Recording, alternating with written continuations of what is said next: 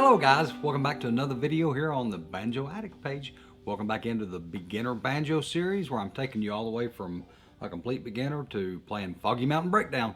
So today what I want to talk about before we move much further in our songs is hammer-ons and pull-offs.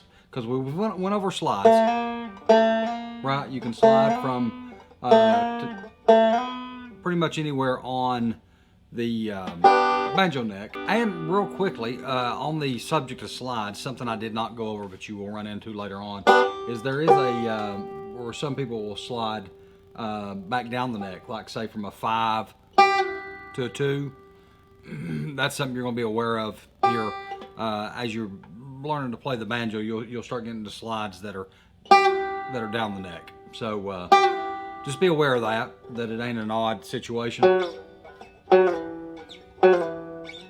I think Earl used it a little bit in his songs, and there's other people that do, so just be aware it's out there. All right, now let's talk about hammer-ons. Hammer-ons is a pretty simple situation.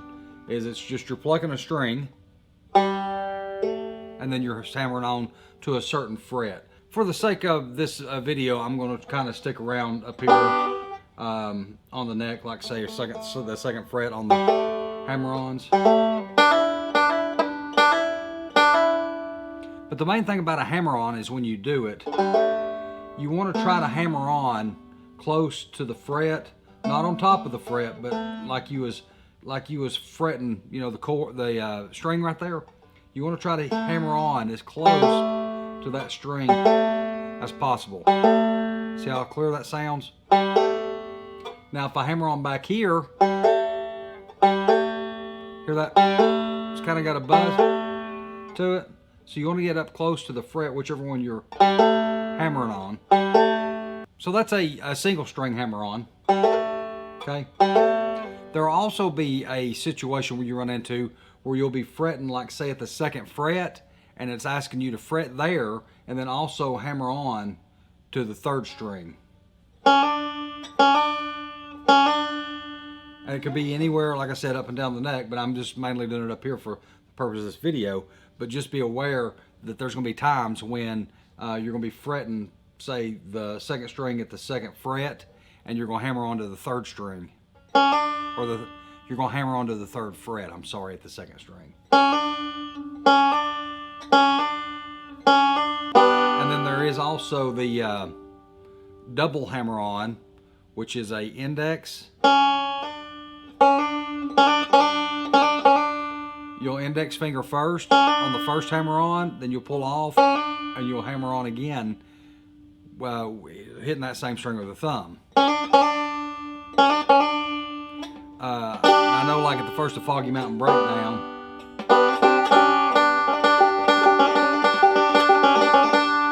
it does that at the first of Foggy Mountain Breakdown. So just be aware of that. You're going to be doing double hammer-ons when you're fretting and you're double hammering on.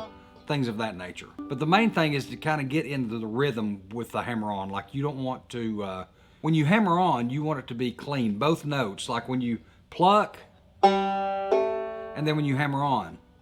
You don't want it to be a same time kind of deal. So you want to hear the string when you pluck it, and then also the hammer-on. See what I'm saying? You don't want one of them numbers. Now we're going to go on to pull-offs. And some people pull off, some people push off. Okay? Whichever one you decide to do, I don't think there's a right or a wrong whether you do a pull-off or a push-off. I think, and I don't know this for a fact, but just in my own thinking, is the difference between the two. When you pull off, you're kind of pulling towards the string behind it, and I know people have problems with hitting that string with their hand when they pull off. So that's why when people push off, they're flicking their finger, and it's kind of pulling away from the other string instead of pulling towards the string, I think is why mainly people get to do that. But really, to be honest with you, it's just all preference, what you get used to, how you learn how to do it. And the same thing as we was doing a while ago with the hammer-on, there is also a situation to where you'll be fretting, we'll say again at the 2nd fret, 2nd string, and you got to pull off on the 3rd fret, 2nd string.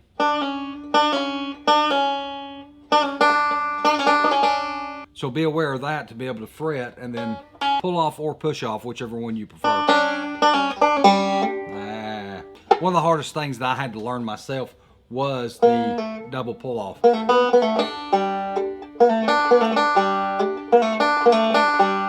Also, the same thing with the pull off is it's the same thing. You want to hear the note when you pull off. You want to hear the note clear. You want to hear each note clear. You don't want it to do like we was talking about with the hammer-on. You don't want to be picking and pulling off at the exact same time. So you want a clear note when you pick, and then pull off.